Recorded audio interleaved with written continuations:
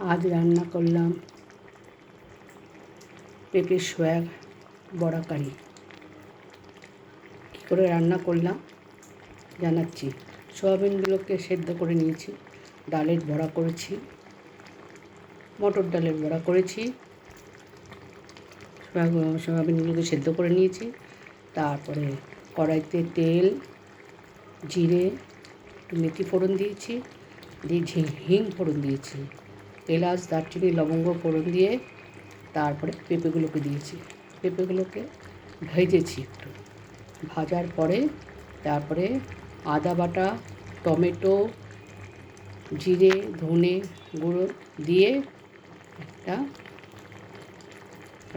কষিয়েছি। পেঁপেটা কষাতে কষাতে যখন তেল ছেড়ে এসছে তখন জল দিয়েছি।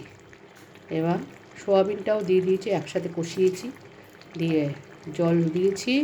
জল ফুটে এবার পেঁপেগুলো প্রায় সেদ্ধ হয়ে এসছে, তখন ডালের বড়াগুলো দিয়ে দিয়েছি। দিয়ে তারপরে নামাবার আগে, এখন নামাবো, গরম মশলা গুঁড়ো দিয়ে একটু ঘি দিয়ে নামিয়ে দেবো।